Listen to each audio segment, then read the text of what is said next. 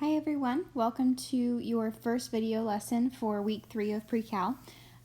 This week we're going to be looking at polynomials, so that's going to include two main topics. The first main topic is going to be just a basic review of factoring, and then the next topic is going to be looking at graphs of polynomials, writing them in factored form, writing them in expanded form as well. So we're going to be looking at polynomials the whole time with an emphasis on factoring. So what is factoring and why do we do it? If you want to look at the key I posted on Google Classroom, you can. I'm not going to write it out here. I'm just going to kind of talk to you about it. Factoring just means that you're breaking a polynomial into the pieces that would multiply to get back to that polynomial. So you're breaking it into its factors, things you can multiply together to get back to the original. The reason why we do it is solving an equation in factored form is much easier than solving it with, say, quadratic formula. And it's also beneficial when we're graphing. I can automatically identify what my x-intercepts are and I can plot them there. So that's kind of the reason behind factoring. So let's go over some examples. There are three main methods that you've learned for factoring. I'm going to go through all three of them. You don't always have to use all three for every problem. Just pick the one you like and you can stick with that one. So our first example is factoring a second degree polynomial. The first thing you do whenever you're starting a factoring problem, I draw an I, your teachers might draw like an X, or they might draw a T-chart or something like that. It's just an organizational tool to help you put numbers and keep them together. So this is A, B, and C. At the top of the I, I'm going to put A times C, and on the bottom, I'm going to put B. So A times C in this case would be 2 times -4, which is -8, and B is +7. So inside of the I need two numbers that multiply to give me -8 that I can also add or subtract together to get to 7. Those numbers are 8 and -1. So 8 minus 1 gives me +7. 8 times -1 gives me -8. So with double distribution, I'm going to take what I've got here, but I'm going to replace the 7x with the 8 and the -1. So this is going to become 2x squared plus 8x minus 1x minus 4. Okay, I'm going to split this into two groups of 2 terms each, and I'm going to take out the greatest common factor on both sides. So on the left-hand side, I can take a 2 out of 2 and 8, and then between x squared and x, I can't take x squared from both because the 8x doesn't have that squared for me to take, so I'm just going to take out a single x. Then I'm going to do 2x squared divided by 2x, that leaves me with just x, and then 8x divided by 2x leaves me with 4. On the right-hand side, they both have a negative, so I'm going to take out -1. If I divide -x by -1, that gives me +x, and -4 divided by -1 gives me +4. So notice that the terms or the expressions that are inside of the parentheses here, they're matching. If you do this method correctly, they will always be matching. So one of your factors is going to be whatever that matching term is. The other factor is going to be the addition of the two GCFs that you took out. So I've got x plus 4 times 2x minus 1. You could also write this as 2x minus 1 times x plus 4. Multiplication is commutative, so I can multiply in any order that I want to. If I wanted to check my work, I could multiply what I have back out, and it should get me to the 2x squared plus 7x minus 4. So I'm going to FOIL,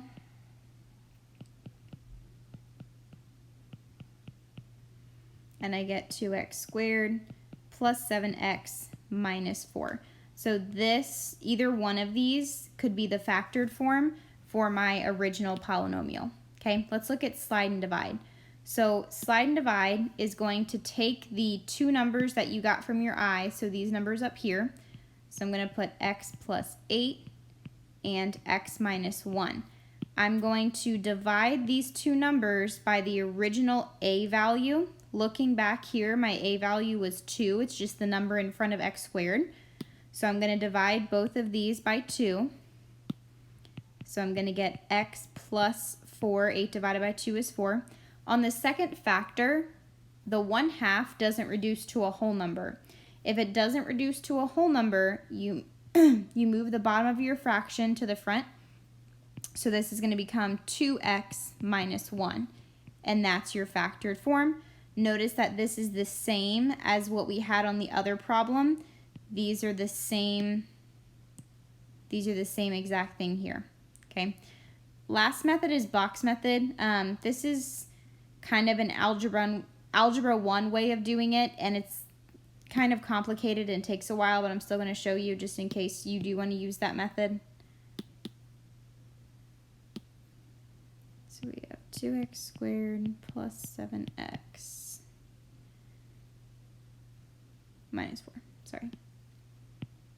Okay, so with the box method, you're going to draw a 2x2 box. I'm going to color code where everything goes. Okay, so the very first term, the 2x squared, that goes in the upper left-hand corner. The -4, the very last term, goes in the lower right-hand corner. And then our I had 8 and -1. Those two are going to go in the diagonal with an x attached to them. Okay, so I'm going to take out the greatest common factor along the rows and the columns of the box. So between 2x squared and -1x, what do they both share? Well, I can take an x from both of those. Between 8x and -4, I can take out 4. Between 2x squared and 8x, I can take a 2 and an x. And between -x and -4, I can take -1. So your factored form is going to come from the top and the side of the box. So my factored form is going to be x plus 4 times 2x minus 1. So if I check all of my answers here, notice that each of them have the same factored form. It didn't matter what method I did it with. So you pick whichever method you like best and you use that. I'm not going to do number 2. The key for that is on Google Classroom if you want to look and give it a try. This next page here is just some rules for factoring special case polynomials. We're today just going to look at the sum of squares and the difference of squares. Those are the most common patterns that you're going to see. So you can just keep this handy as a reference page. Okay, so first thing we're going to look at, let's look at the difference of squares.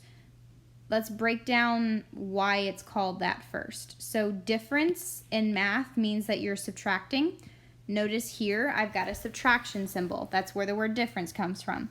Of squares means that my first term and my last term are perfect squares.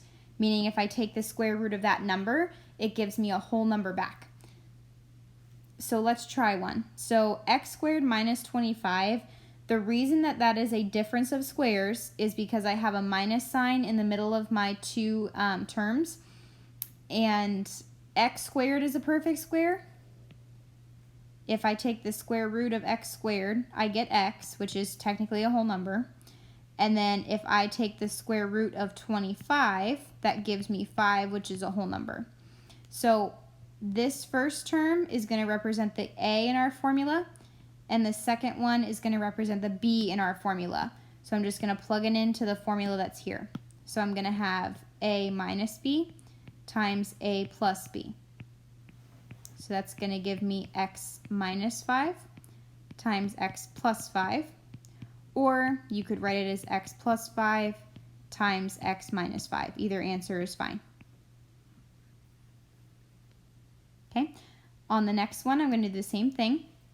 This is a difference of squares because 4 is a perfect square and x squared is a perfect square. So if I take the square root of 4x squared, I'm going to get the square root of 4, which is 2, and the square root of x squared, which is x. And then I'm going to take the square root of 36, which gives me 6.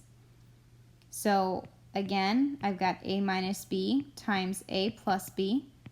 So this is going to become 2x minus 6 times 2x plus 6, or you could flip it and write it in the other way. Okay, so if you're good at identifying your perfect squares, you don't even have to show, or for Mysterio at least, you don't have to show the a equals the b equals part. You can just write it in the factored form.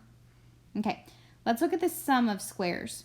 So the reason that it's called sum is because instead of having a subtraction symbol in the middle, now you've got an addition symbol, and then your first term and your last term are still perfect squares. Okay, notice that this formula is just a tad bit different. There's an I at the end. The I that's there is the imaginary unit. Remember that this is equal to the square root of -1. Okay, so our process is pretty much the same. If I want to factor this, I'm going to find a and b. So a is the square root of 4x squared. We just saw in the other problem that's 2x. And then b is the square root of 36, which is 6. And I'm going to plug it into a minus bi times a plus bi. That's going to give me 2x minus 6i and 2x plus 6i.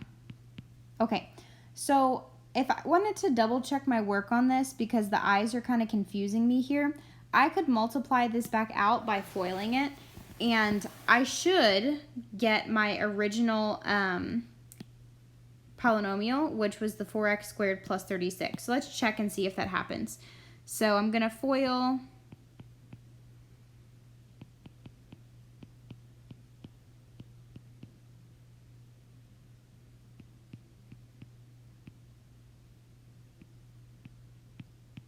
Okay, so my middle two terms, we've got 12xi and negative 12ix. Remember, you can multiply in any order that you want.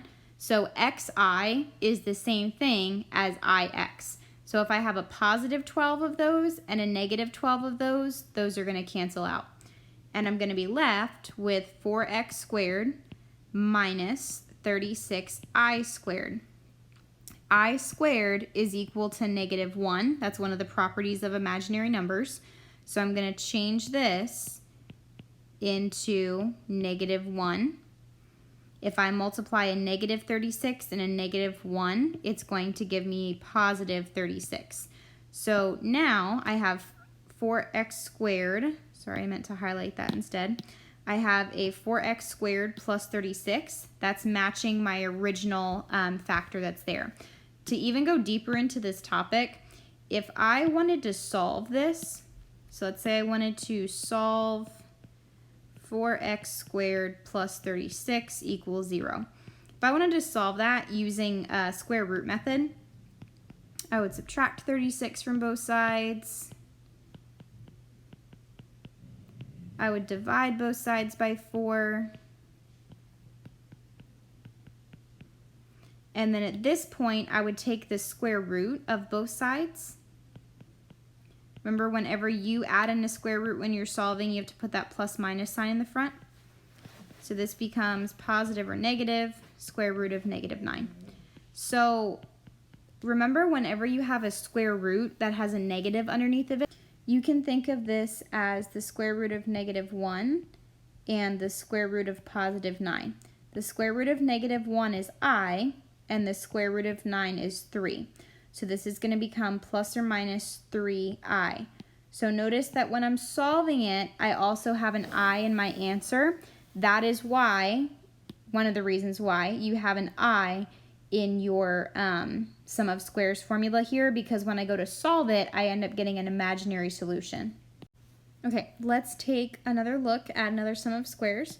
So same thing here. I'm going to take the square root of 25x squared. That's going to give me 5x. And then I'm going to take the square root of 81. That's going to give me 9. My formula is a minus bi times a plus bi.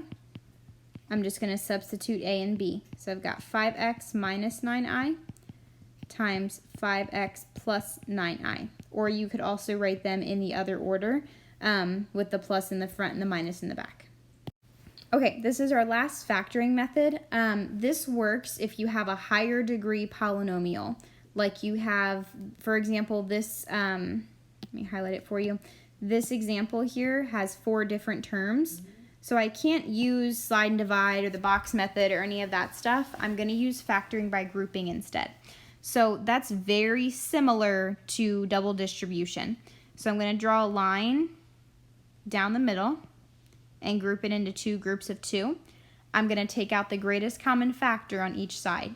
So between 3x to the 3rd power and 9x squared, I can take a 3 from both, and then I'm going to take the lowest exponent of x. So I'm going to take x squared because the 2 is smaller than 3.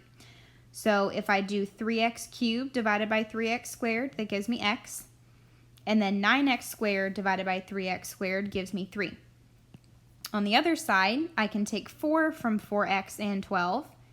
If I do 4x divided by 4, I get x. And if I do 12 divided by 4, I get 3. Double check that I did this correctly. My terms in parentheses are matching. So that matching term is going to be one of my factors, and the other factor is going to come from those 2 GCFs I took out. So notice here I still have a squared term with the blue text that's there.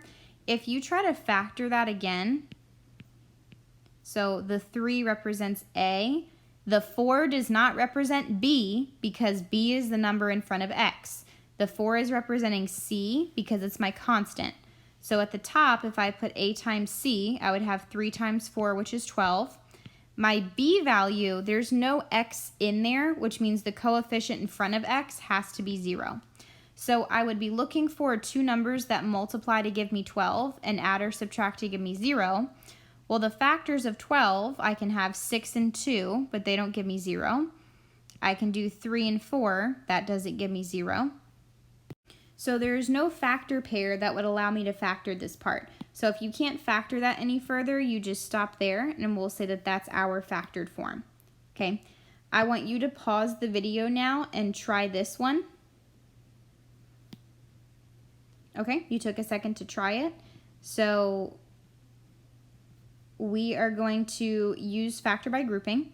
Between a 5 and a 7, they don't share a factor that's larger than 1.